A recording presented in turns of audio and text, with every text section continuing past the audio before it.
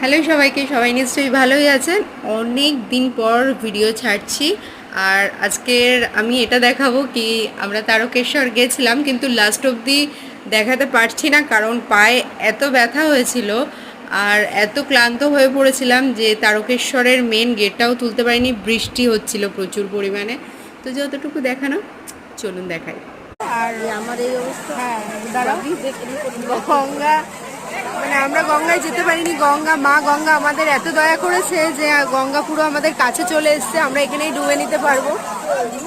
নিতাই কাকু এখানে ডুব মারবে। এই যে নিতাই কাকু,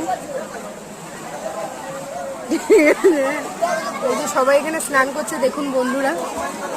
এই যে আমি মাসিমণি গঙ্গা ধরছে, এই যে জল নিয়ে মাথায় দিল। এই যে নিতাই কাকু এখানে স্নান করতে চলে যাচ্ছে। ছেড়ে দেবে তো, ঠিক আছে, নিতাই কাকু স্নান করতে এসে গঙ্গা আমাদের, মানে এত ভালো লাগছে আমাদের, কিন্তু আমার খুব ভয় লাগছে। আমি নামলেই যদি আমার পায়ে সাপ এসে ধরে, এই ভয় পাচ্ছি।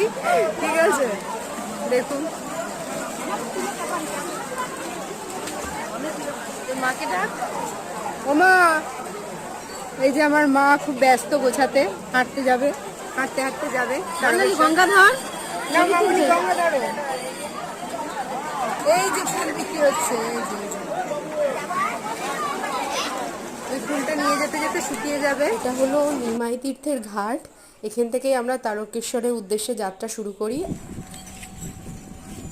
সব তারকেশ্বরের পথে হাঁটছে, যে মাসিমণি, যে মা, ছোট মামি, কাকু।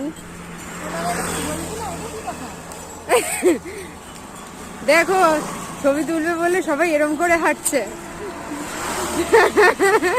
সবাই খুবই, মানে এখন মনের জোরে খুব হাঁটছে, এর পরে জানি না কি হবে।